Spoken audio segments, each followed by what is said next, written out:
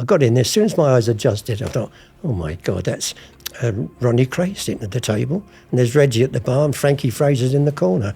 I just loved the buzz, honestly, Ben. Yeah. I knew I couldn't get anywhere with it. Yeah. So a forger I must be. Yeah. I'm a craftsman that lost his way. That's how I feel it. Well, I've got a Banksy on. I've got a Banksy, nearly finished.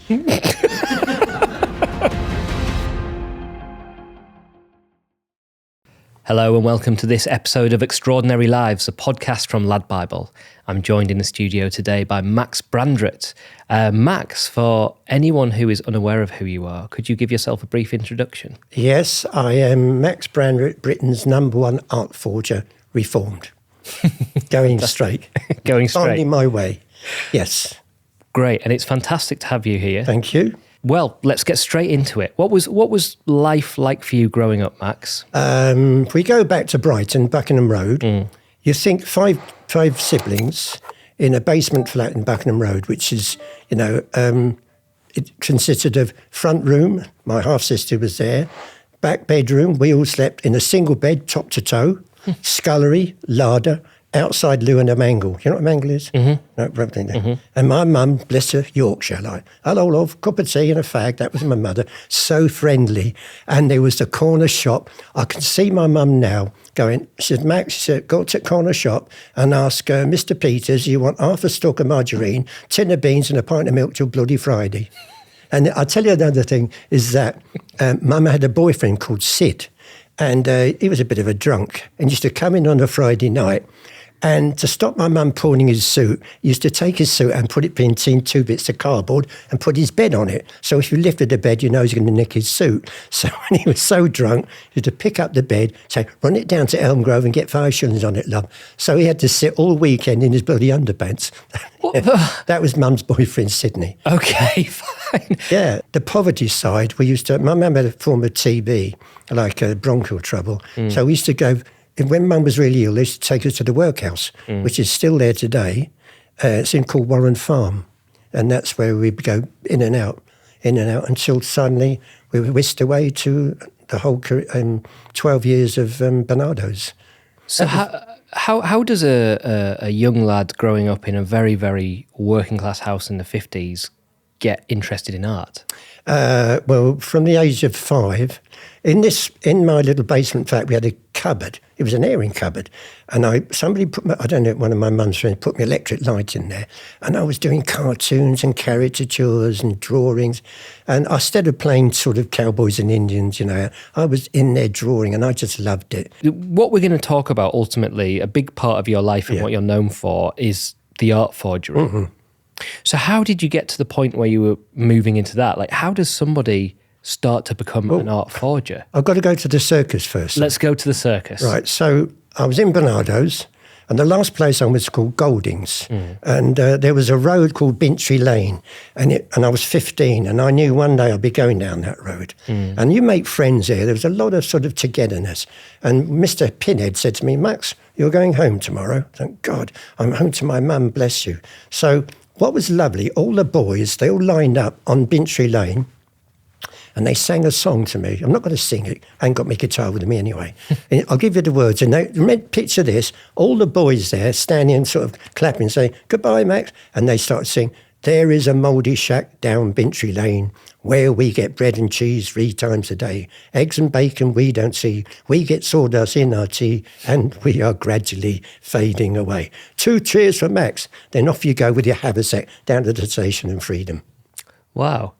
So that was, so you'd gone to Bernardo's because of your mother's illness, the TB, and then you were released back into her care. So how did you then end up? No, she was living with a horrible Irishman. I didn't like him. Okay. So anyway, he thought I screwed the gas meter once, which I used to do screwing of gas meters, but not my mum's. But he beat me up and I decided to run away. Okay. And I got up to London, got to Paddington, ended up in a funny guest house, screwed all the gas meters in my room, plus all the others at breakfast. So walked out with 6pence in my pocket. I couldn't even bloody walk. And the only job you can get... And how old were you here? I was 15 years old. Wow, okay. And I saw this, men wanted for circus. I went, that's for me. Chipping Norton, here I come. Okay. So I dodged the fare going up to Chipping Norton, they were winter quarters, you know. Circus had winter quarters. I walked in there and he went, "What you want, son?" I said, "Any job, sir?" He went, "No." He said, "You're too old." I said, 15. He went, "Go on, get back to school." And I walked away and he went, "Come here." He said, "You ever work with elephants?" I went, "No." He said, "Come with me." And I walked into this tent with 12 bloody elephants. Right, here's the names. Never forget. Lelia, Mary, Kamala, Susie, Dayla, Dana, Rani, Sita, May, Mabel, Jelly and Sally. I had to look after those. And I became quite popular. He liked me. And I remember first time we went on tour. And we were at Bindley Hall in Birmingham. And he said, "Max, you're really good worker. You love the elephants." But he said, "There's one thing you've got to do." He said, "You know it's the show tonight, but we've got to do it. It's a bit unpleasant, but you'll get used to it." So he said, "Go and get a bucket of water and a big, lots of soap." I went, "All right, Louis." So he got back with Lelia. And I thought, is he really going to do that? So he got his arms soaped up and he put his hand up the elephant's backside and pulled all the crap down. Well, because they didn't like them crapping in the ring. Right. And I said, "Have I got to do?" He said, "You've got to do the rest of them." I said, "How many times?" He said, "Twice a day." "You kidding me? How much do I get?" He said, 10 shillings. I said, "What, every elephant?" "No, just 10 shillings a week." And I tell you what, I did it. I got used to it. But I did notice that Lelia and Kamala, they used to have their legs open before you got there. They were loving it. I said, "You know what? The only thing is, when they've got the legs together, don't let them cross their legs because they either suck you in or blow you out." God. Okay. So you're looking after all these elephants. So obviously left a big impression on you because you remember all their names. How do you look after an elephant? Is it just like, riding them or feeding them or washing them? Yeah, no, you wash them down, you rake them out, raking out up their backside, But I'll tell you what, Lelia, Mary, Kamala, Rani, I felt guilty with Rani because I used to come, she could hear the bucket rattling. I know she had her legs open and she used to look round at me like, "You dirty old pervert." Like that. So I used to rush by her quickly and I said, "I've got to do it, it's part of the job." But I loved him, mate. Were you the only person that was looking after? No, there was Louis. I was assistant groom, But the difference is the elephants are lovable. There were two different things with the Chipperfields. They were nasty. I don't care. I mean, one of them got done for beating out with an elephant in an iron bar. But when you took the elephants for training, you had to go to the main ring in the morning and then stand back 100 yards because we knew how they were treating them. We knew the whip in going. You see, we both had a walking stick. I had a walking stick like that, but theirs was different. They had a spike on the end of theirs on here. We didn't. They had it on both ends. So to grab an elephant's ear, you just grab the ear and just pull it. Oh. Now, if you pull them down, they will go down. And if you dig their toenails in that and spike them there, they will go back. So if you do that enough times and do the whip, they go like that. That's how they get all the elephants to go whoop. And I hated them for it. I hated them. But I loved them. And they've all gone now. I think, they're all gone now. But yeah, my days on the circus were fantastic. And not only that. Oh, sorry. No, go ahead. Dickie Chipperfield saw me painting one day in my spare time. And he went, "Max," he said, "do you think you can do the menagerie boards?" And I could. So I did the sign writing. So I became part of the Chipperfields, my own caravan. But I did it for 3 years. And then, I'd had enough. So I said, "Dickie, I'm leaving." And that's when I hit London. And that's when we get into the forgery game. Okay. So you started with the elephants, 3 years at the circus, and then you left. So what age are you now when you leave that and move to London? I was 17, 18. 17, 18. Okay, so... Came to London. Yeah. Ended up in Shepherd's Bush. Okay. With all the old dosters, sleeping rough. Oh, really? Yeah. The guy said to me, he took me because I wasn't young. He said, "Here, do you know, Max, you can get a night's work in the bakery called Cadby Hall. You can check that out." So he went there and there was about 8 or 9 guys who were waiting for a job, casual work. And he went, "Can you give the lad a job? He's got no money." So he pushed me through and I was on the donut machine. Do you know what that is? Injecting jam into the bloody donuts. And I'll turn you on that. So you put the donut and you bang the lever and it goes, it's like having whatever, Anyway, I did that on one on the Winkling machine. Anyway, so I went back to the Dossers and I thought, you know what? I could go tomorrow night, get a brown coat on because nobody had ever challenged you, put a brown and start nicking bread for the lads down here. I did it for 2 weeks. Brown coat? What do you mean? Well, brown, as I'm a worker. Oh, right, I see. Right, yeah. And I remember a guy, I did it for 3 weeks, getting all malt loaves and cheese and all that. And I remember this bloke came and went, "Oi, Max, what you doing here?" I said, "Oh," he went, "Go on, get out." So I haven't got any food for the lads. So on my way out, I saw a bloody great big wedding cake. So I nicked the top of the wedding cake. Where was that? Well, because it was in a van in the loading bay. Okay. Still had the bride and groom on it. Okay. So I nicked that and I took it back to the boys and went, "What'd you get?" I said, "A bloody wedding cake." I said, "Who wants the bride? Who wants the groom?" So that was, but they looked after you, Mm-hmm. And then, okay.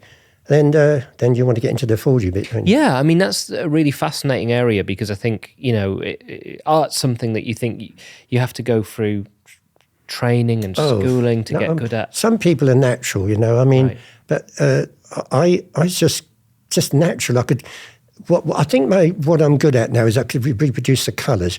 But okay, this is how it started. So I left them in Sheffield, right?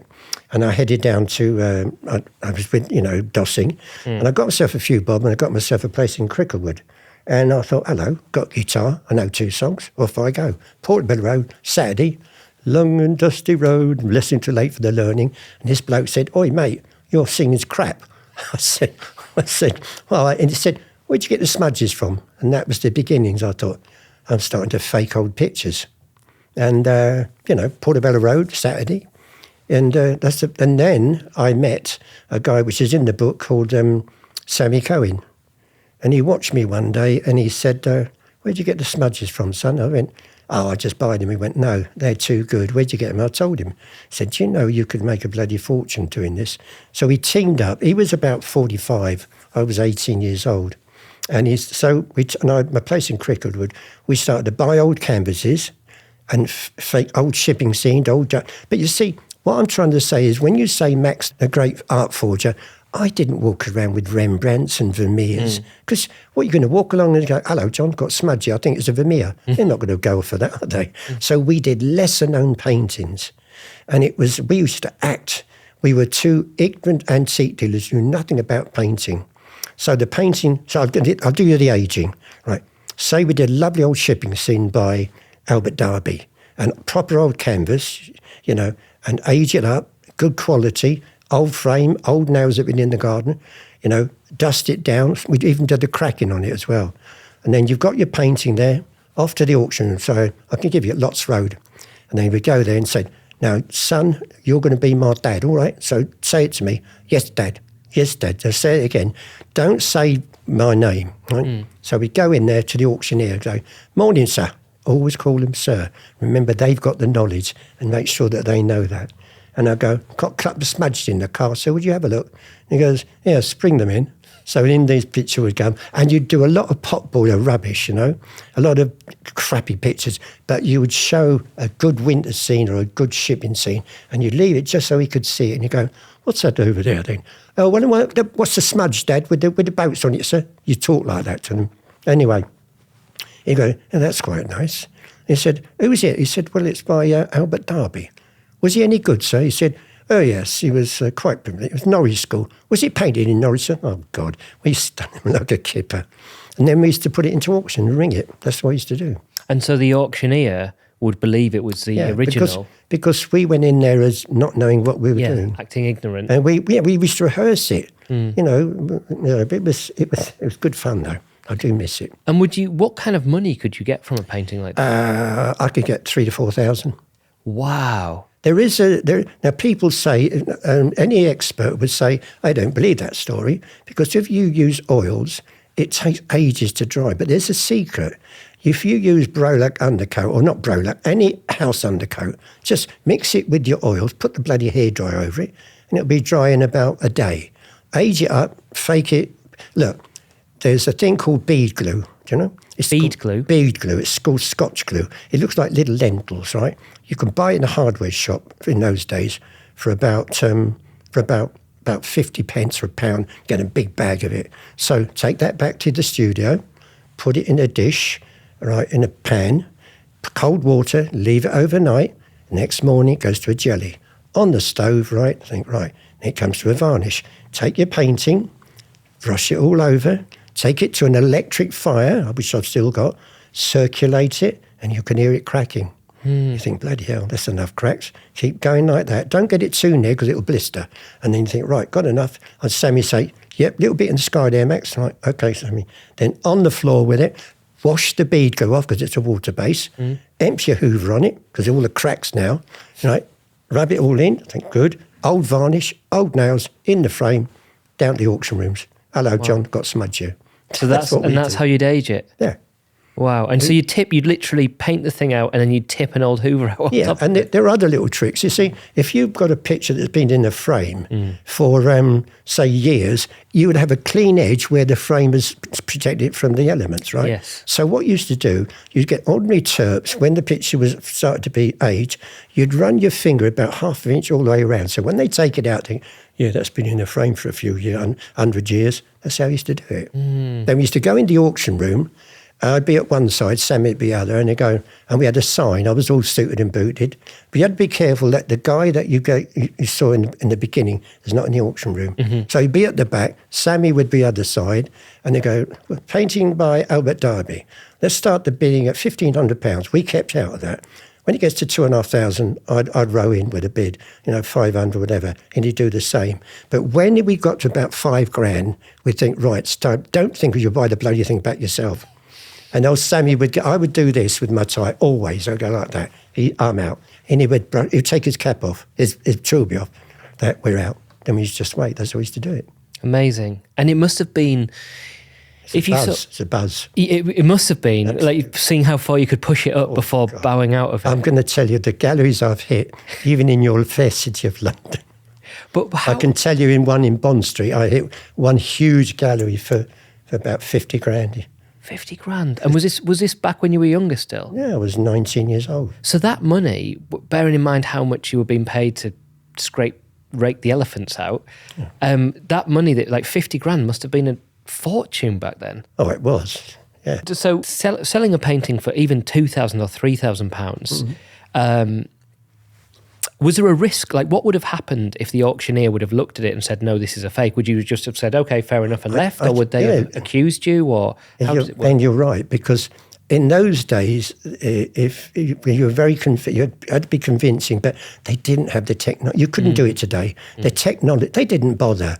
If he could see in his eyes that, and it was pretty good aging it, under glass as well, very difficult, and it looked the business. I mean, look, when you go into an auction room, you're standing next to your picture, which is 2 weeks old, right? And people are coming up with their brochure and going, yes, Albert Darby, I like this, I'm going to have a pop at this.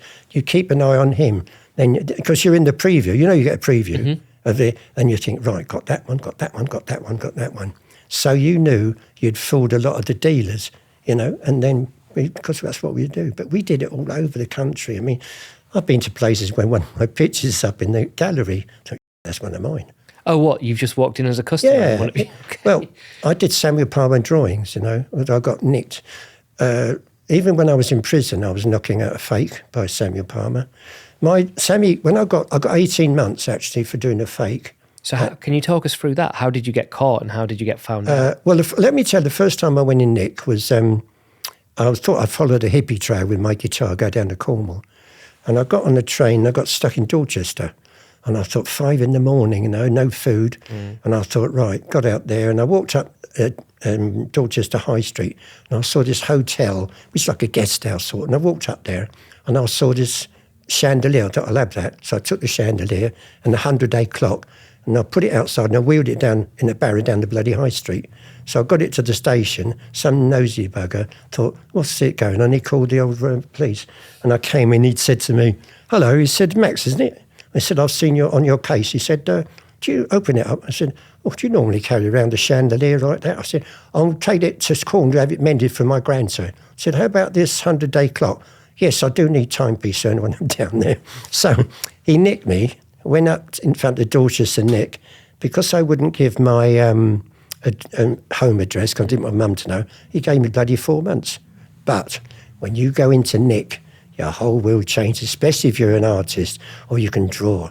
I mean, I was banged up first with a 3-cell, but I got my own cell, and Sammy came to see me, but it was good. So all the boys say, here, Max, because if you're in nick, you're respected for who you are, what you do. If you're doing funny things, you know what I mean. Your life's hell, I promise you.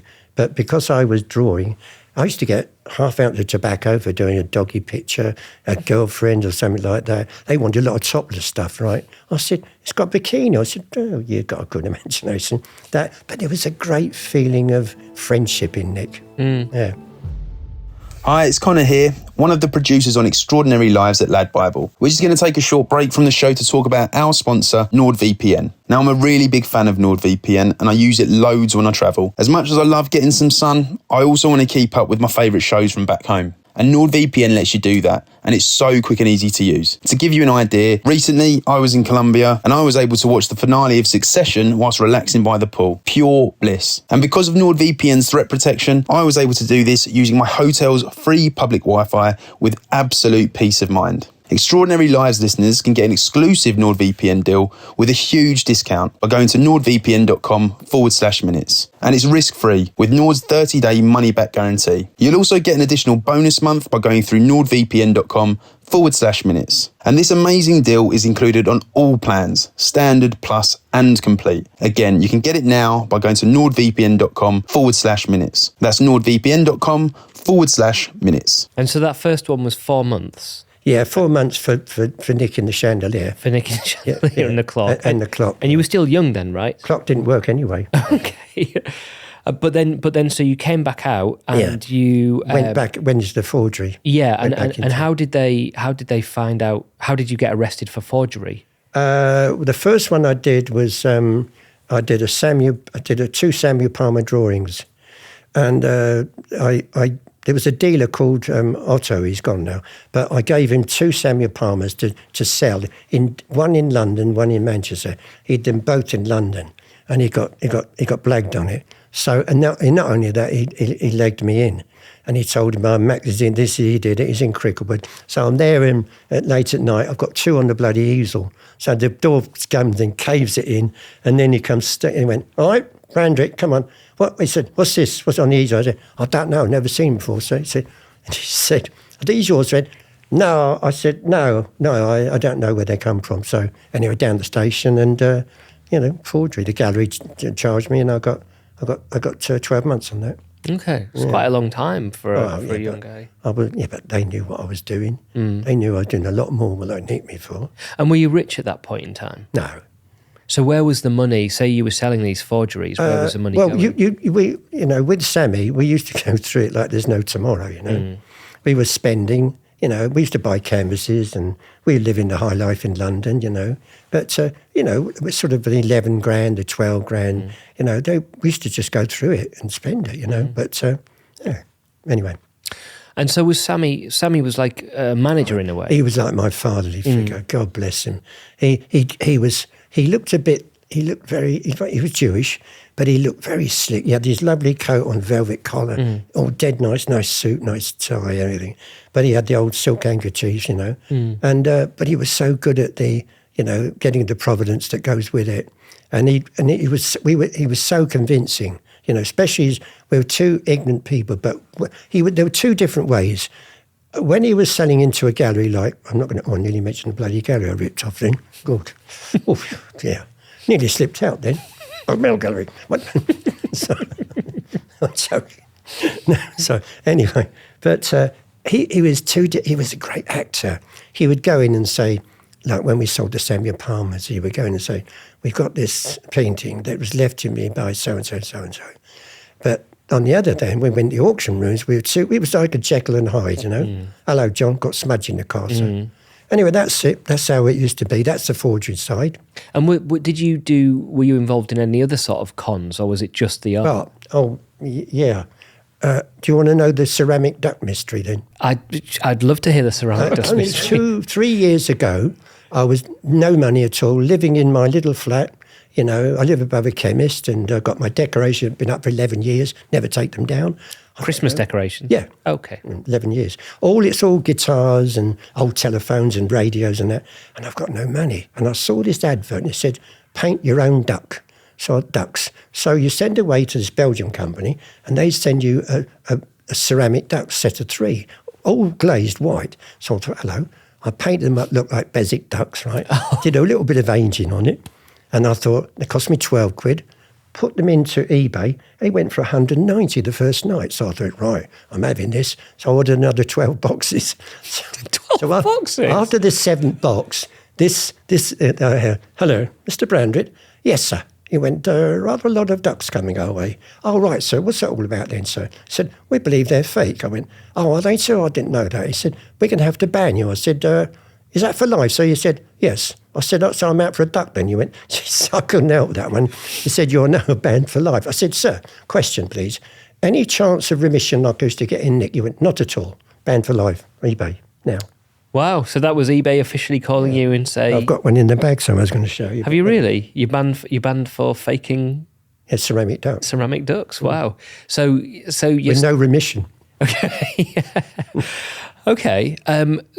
That story has thrown me. I didn't expect it to come out. Let's see, where were we? So we were back... So you were working... Just going back through your life... let's go back to your most famous forgeries. Like, you said that you didn't do sort of like the big names like Picasso's and stuff, but what are some of the more famous pieces that you faked? Well, it's the lesser-known marine artists of that year. That probably, I mean, you know, I know you don't know them, but, you know, you get Jonathan Crone, Albert Darby, Clarkson Stanfield. These would make 5,000 to 6,000, 7,000. So I found a niche in the market. You know, there are some forgers at today. That there's a German guy who's very good, Van Meegeren is very good, but you can't get away with it. So we hit a market whereas they just didn't know. Them, I don't know how many thousands. Don't forget, we were doing 4 a month for 12 years. So there's that whole lot of them out there. You probably have one on your wall. So do you think that's possible that people have your paintings? Absolutely, of course they have. Yeah. Wow. Yeah. And probably they're being handed down from like as a heirloom. Sorry, I feel sorry for that. Yeah, I'm going to leave you this in my will. Yeah, right. Yeah. No, I do feel sometimes. No, I don't feel guilty. Come on, man. That's a lie. I don't feel guilty. Okay, so how long did your partnership with Sonny last for? Sammy, sorry. Sammy Cohen? Yeah. Oh, I think the last time I saw him was, I saw him when I met the Craze. I'll tell you that story in a minute. Yeah. Sammy went down the West Country. I think, Sammy got nicked. That's right, he got from embezzlement or something. He got 12 months. So he was into all sorts of different things absolutely, as well. Yeah. And at this point, did it feel like at that point in time, were you trying to become rich, or were you just trying to find a way through? I loved the buzz of it. I did. I still don't care today. People now have got a large following. I mean, I paint, you know, I love doing Caravaggios. I think my secret is that I could copy anybody's style, you know, that was it, you know. But I'm happy in my little where I am, you know. So was part of the buzz the fact that somebody thought your work, they would mistake it for the original? It was the fact that you could copy this thing. Well, if you take a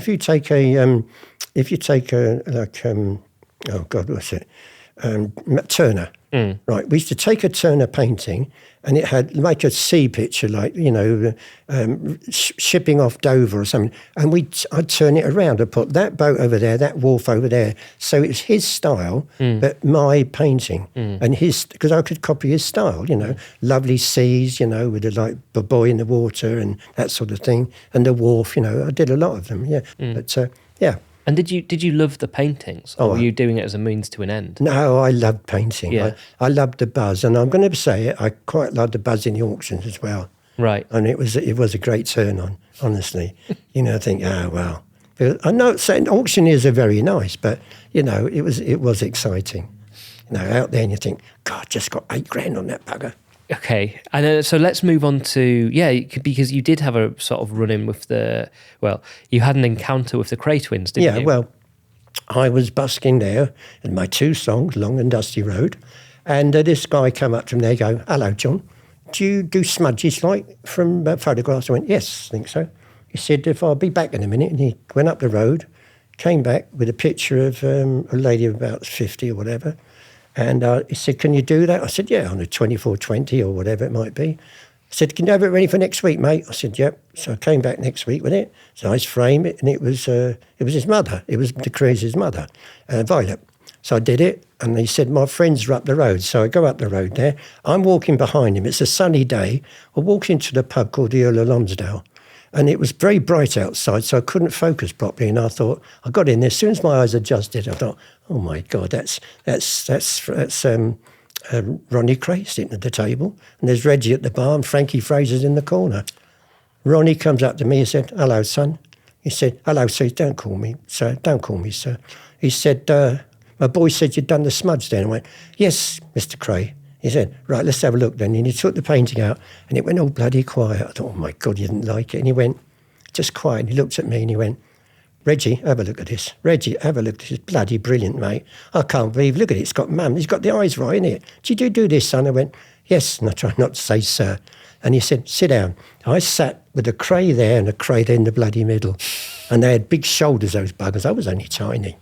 And he went, I love it, absolutely love it. How much owe you? And I was going, well, he said, give him a one. I thought, £1. It was £100.68. It's like giving you 1,000. Wow. And then this is the crunch came, and he went, yeah. He said, I love it. And he went, and he put his hand on and he went, and he's a good-looking kid as well, isn't he? He looks like a pop star. Then he said to me going out, he went, Maxie, come here. He said, and he put his arm around my shoulder. He said, you must go have a tea with my mum in Valence Road. I said, I can't, Mr. Okay, I've got to go to church on Sunday, so I'm out of that one. So at that point in time, with where you lived in London, were the Krays like? Did you know who they were immediately? They were big news. Yeah. But that wasn't their manner. I mean, that was unusual to be there. But the boyfriend was Chrissy. Chrissy was the boyfriend, you know. But Ronnie was different. I mean, he was different. But yeah. Anyway, that was so. Well, it's lucky they liked it, I guess, isn't it? Yeah, well, I'd have been under concrete if I hadn't. I guess so. That's their start. No, they weren't. Do you know Charlie? Did you know Charlie Kray? Charlie was the other. Is that the older brother? Yeah, he was all right, Charlie. He wasn't like the. But Ronnie was not right. But Reggie was okay. Reggie, I met Francesca, this girl, the one he married. You know, only fleetingly in a coffee bar when I was with him. Yeah, yeah. And what about? Did you ever come? What you're talking about with the kind of like the little scams in the auction house with Sammy and that kind of thing, it all sounds quite almost fun, like adventurous. But obviously the Craze are a darker side of crime and more threatening. Did you ever brush up against any other intimidating areas? No, I met no intimidating after that because. Not with the Craze, I mean. Did you ever experience, were there ever people who tried to extort you or make you do art for them or anything? Oh, well, lots of times, yeah. I've had, tried to do a number on me, say do this, and no, I want it for my house, and then they take it down the auction rooms. I've done that, but I'm very wise to that, But no, it's a good old, mine is a roller coaster. There's no way I'm going to be a pop star only doing 2 bloody songs. Or when I was in Goldings, when I walked down Bintry Lane, when Pinhead said to me, Will Max, he said, what do you want to do when you leave? He said, you've got a choice. I said, you could be bootmaking, gardening, or woodwork. I said, be a cobbler, for Christ's sake. But he said, what do you want to do? I said, I want to be an artist. He went, not possible. Do you know what? Bernardo's was pretty cruel. It'd be very cruel, And was there never any point that you tried to just become an artist in your own right? No, I tried so hard. I tried. It's like people like Damien Hirst and Tracy Emin and Hockley, they get that break, they get that lucky break. But I didn't care. I knew I was good. I mean, but I'm a self-taught painter. I'm sort of good at what I do, but I'm happy in what I'm doing now. I do good Caravaggio. You'll see that on the book. Have you got a copy of the book? Yes, we do. Yeah. Look at that. All those pictures are mine. And what was during that period of the forgery? What was the most money you ever made from a painting? About 80 grand. 80. And how old were you at that point? 24. So that was a forgery that people thought was a real painting? It was a Dutch winter scene. Okay. And it was right. The canvas was right. The frame was right. I paid $250 for the frame, and I sold it. I can't tell you where it went, but it did. Lots wrote, sorry. But so when you say that you can't say, do you think these paintings are still in circulation, or will they have become... I can tell you, I'm going to confess to another crime. Okay, right. Well, okay. We'll cut it out if we feel like it might bring trouble to you. It's good, it's all okay. Right, fine. It's amusing. Right, now, I do a lot for charities, you probably know, Bernardo's, right? I made a lot of money, 80, 90 grand, and I give a painting every year. Now, I do limited edition horse prints, right? And I was at a charity, and this lady said to me, you do so much for the Variety Club. Why don't you do something for my children at the Sally Oak Hospice? And I went up to see it, and I was, so upset. And I said, yeah, I can do it. So I had Lester Piggott was riding a horse called Tenoso, and I published it to 250 prints. So I said, I went to Lester Piggott's agent. I said, can I have him to endorse it? And he went, yes, $7,000. I went, come on, it's for charity. So I went back to my studio and I faked off 100 signatures. Okay. As it's all right. And then, unfortunately, Susan Pickett happened to be in Kent, and one of my prints came up for auction in a charity at a garden fete. That's not my signature. So I banked the rights, picked up on the same afternoon, next morning, And I got with all the fakes. They took me in BC. He said, I don't want to nick you, Max. I really don't. You did it for charity. I went, no, you got to do it. So he said, right, we're going to bail you now. So he said, you can take those prints. We don't need them as evidence. We got enough. So as I'm going out, the custody officer said, here, Max, can I buy one? I said, do you want Lester Piggott or just me? And he went, I'll just have you. So, it must have been good if he was willing to buy it on your way out of the police station. And what happened next? As in, what was the next stage of your life after how long did the art forgery go on for? 15 years. 15 years, okay. So what point did you decide to stop doing it, and what No, I caused never. it? I didn't stop. I was forced to stop. Well, okay, well, tell us about that. Well, I found my niche, Certainly not my guitar playing. That's never going to happen. But I've got into the habit of people knowing who I am and was faking, but I didn't seem to get the prizes like in auction because the antique trade was going down the pan, especially in Brighton. There aren't many antique dealers left, I had a few dealers down there, and I thought I just sort of travelled along, very happy, Okay, my only crime then was the ceramic ducks, but I could get over it. I'm not hardly going to get licensed for that, am I? So there were all sorts of things. But then suddenly I thought, I still want to paint, I still want to paint my Caravaggios, my Banksys, which they're all going to have one on their kitchen door before I leave from this place. Isn't it, buddy? That's right. Yeah. He wanted one. Okay. Trying to get my number to see if I could do it for him. Is that true? Yeah. For people listening on the podcast, the sound man has unfortunately been trying to commit art fraud with Max on the previous record. Yeah. Anyway, so it's all good. So you kept doing it for 15 years, the art forgery. How much money do you think that you made in total, if you had to take a guess, from art forgery? Oh, dear. My God. I think could be under $1 million, just nearly $1 million. Wow. Well, you've got to understand what they were going for afterwards. Yeah. When I say, I reckon I did about 600,000, but you didn't look at it like that. You just saw, these pictures are everywhere. I mean, if you think 15 years, when I was with Sammy for 8 years, we turned out 4 a month. Yeah. I mean, look, I'll give you an example. Where did we ever get caught? I nearly did. We went to Arundel, lots of antique shop there. Mm-hmm. So Sammy was with me, and I said, listen, you go into that antique shop, I'll go into this one. I said, don't forget, check it out. And it was about 200 yards away from me, another antique shop.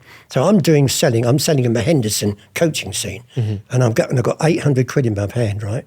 Sammy comes running, went, Max, get out of it, quick, get out. He said they've sussed him because the bloody guy picked up the picture and it was still wet. So these 2 big antique dealers, and they were bloody big, going, well, that little, whatever.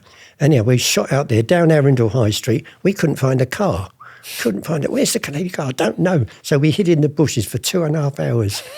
Just we could see them going up and down. Those were the little things that used to happen, And was art forgery like a thing back then? Were there other people doing it? Oh, there weren't many doing it. No, weren't many, right? No, I mean, there weren't many, no. So in terms of the auctioneers, it's not like they would have been looking out for forgeries. No, today. Well, who is an art forger today? The German guy, Belcherach, I think, or something like that. But no, it's. I mean, you couldn't walk. Well, you've tried and walk around with a Picasso and say this. You can't do it. That's why the lesser known. That's why we made a lot of money because I'm going to say it. The artists that I know couldn't do what I could do because I could reproduce the colours of that day. I'm very good at seas, making the seas from the 18th century, late 18th century, but they're collectibles, especially sort of people like Albert Darby and Jonathan Crome. We did a load of those, but there are a lot of them. And you know the story of when I was faking in Nick, don't you? No, tell us that one. Well, I was in Dorchester, Nick. I've been twice in Dorchester. And Sammy said... and what were you in for? I was forgery. Okay, right, okay. So Sammy came to see me, and it was on a Friday visiting day, and he went, "Hello, son. Keeping your head down means do time, right?" And I went, "Yeah, I'm all right, Sam, all right." He said, "Do you fancy doing any work?" I said, "What do you want to do? Do a fake and send it out by post, get the screws to deliver it?" I said, "What are you talking about?" He went, "No." He said, "Up my sleeve, I've got 6 rolls of old old paper that I nicked from the library. Used to go in the library with a razor blade, nick out the pages from some of the very expensive books, Shame, I know that.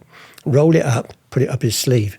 So why? Because that was the right age? No, because of the old paper. Yeah, okay. The paper was 1830s, and that's the period, or 17-something, which is the period of Samuel Palmer, So he used to go there, and I wasn't high risk, you see. So I had no problem there.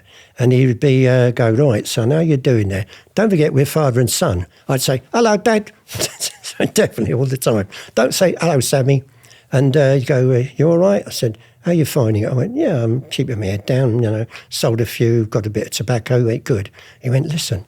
He said, "Right, because I used to wear a jacket then, the BD jacket. He had a big overcoat on. It was just bloody middle of summer, but didn't care. So out would come these slips of paper. He'd be holding my hand like my son, like my dad, and he'd slide it out there, and they'd go up my sleeve, right? And they go, right. And because the screws didn't bother me, I mean, they liked me anyway, They didn't look at it. They looked from the top, the deck, looking down. There's nothing going on. And then I think, right, up my sleeve. Right, I've got them, right? How many you got there? 5. Okay, that's it. Back to my cell, sir. You're going in. So up I go to the cell, slap them in my Bible, think, right, pen and ink, no problem. Samuel Palmer, ink drawing, which I was quite good at. Get them reference book from the library, just copy them and change them around and do the same thing. One day I had a cell search, which is very unusual, and the governor came in. And, "Hello, Max," he said, "are you doing all right now?" He said, "You're a good lad." He said, "When you're out?" I said, "I've got another month." So he went, "Right." And he picks up the bloody Bible with 2 Samuel Palmers in. He went, "Yep, go by the good book here, Max." I said, "I'm keeping it down, sir. That's the way I'm going. When I'm out, I shall follow that." He went, good lad. Well done, Max." He said, "You're still painting?" He said, "Oh, that's nice."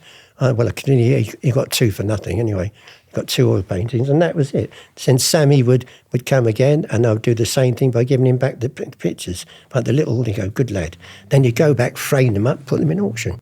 So you were spending the time that you were in prison for art fraud doing more art fraud. Yeah. Wow. And then I had about 4 or 5 grand when I came out. Right. So, and if they said, "These are Brandrett," how could I? I'm in Nick. And what was the longest you were ever in prison for? 18 months. 18 months for the same, for art forgery? Yeah. But you've got to remember, Ben, in the days of 68 when I was in Nick, it was so different. I mean, you had exercise yard, you'd go on the outer ring, the weirdos would go the inner ring reverse to us, and you had slop out. I mean, you had a potty. Now they've got all TVs and PlayStations. There was all slop out was a po, and you had to have a crap in that as well. I was falling off the bloody thing. I couldn't balance myself on it. So you had to take that in the morning. They go slop out, and the screws, you'd run down to do rinse it, and back to your cell. Then breakfast, and then you'd either do a bit of work. I was breaking up. I was making fenders for the fishing boats up in Hull. Wow. Yeah. And so when you got out from that, like what did you do for the rest of your life? Did you ever go straight? Did you ever have just a normal 9-to-5 job? I get withdrawal symptoms. from I told the judge that. What, that you get withdrawal symptoms from? He said, "Why, Mr. Brandrett? You persist on doing it. It's like this, sir." So you're on a whatever. I said, "When I see an old canvas, I just got to paint on it. I can't help. I'm having counselling for it, but it doesn't work." So that's how it used to be. But what was it that made you want to do? I just love the buzz, honestly, Ben. Yeah. So you just weren't interested in just painting for yourself. It had to be. I knew I couldn't get anywhere with it. Yeah. Okay. So a forger I must be. Yeah. I'm a craftsman that lost his way. That's how I feel it. And you did that. So did you do that for your whole life? Yeah. Wow. Oh, I worked in a holiday camp. What else about circus, holiday camp? Yeah, I've done sort of many things, but always been art. It's been all those years, and I'm still doing it now, and I love it. I live above a chemist. I get Viagra. I just tap on the ceiling, and my chemist brings it up in a basket. So you can edit that out. And do you still paint regularly? Yeah. Well, I've got a Banksy on. I've got a Banksy nearly finished. Called the Joker, which I know you love. No, they're all coming in from every bloody direction. This guy wants to promote me. Have you heard of another forger called John Myatt? I haven't, no. Well, he's on the books. He's on his books, and he's going the same way. They sell art, but yet you don't own it. Well, you own it, but you don't own the picture. Okay. I think it's called NF something. Yes, NFT. Yeah. NFT. Yes. What is that? What's that in review? It means non-fungible token, but it's basically what you've just described, that you own. So do they get a token instead of my picture? No, they get your picture, but it's digital. Oh. It's not the actual painting. He said, when he left me, he went on TikTok. He said, I've just left Max Brandrett. Believe me, I've got to do this. This is something else, this guy.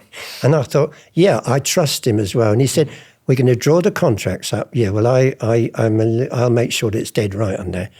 But I want this is what I love LADbible, because you can tell who you really are, know.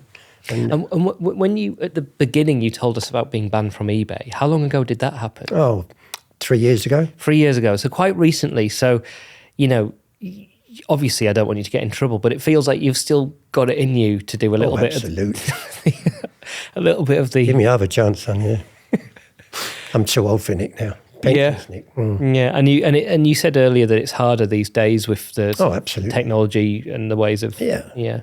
They've got they can tell you what day you painted it, where, and all that. In my day, they didn't bother as long as it looked the business, And you to stand there next to a fake that's supposed to be 1750 and it's only 2.5 weeks old. Great buzz. I'll turn you once. Better than the new woman. That's how I read it.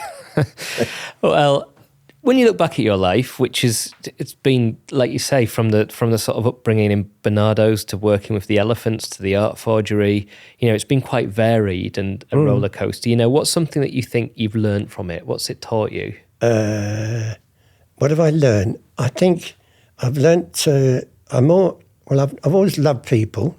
I've learned that, you're on the last train to San Fernando, you got to be bloody happy, and I'm going to go out with a big old bang. I don't give a monkeys about money, but I do miss that old buzz, and I miss the 60s and 68s when it was a lot of style there, and I love Art Deco, I love the 40s, I got watched this 1940s, but it's people I love now. So the thing that you find interesting now in your life is people and interactions with people. Absolutely, yeah. Even the tax driver got my life story. It passes the time, doesn't it? He went, I said, no, part 2 next week. Go. It's great, because you can use LADbible as a stepping stone. But it's lovely sometimes when you're out. I was out in the pub the other night near Brighton Station, and he walks in and he comes and shook my hand straight away. He said, you're a legend. I said, no, come on, that's a bit strong. I said, probably I am. Yeah, you're right on that one.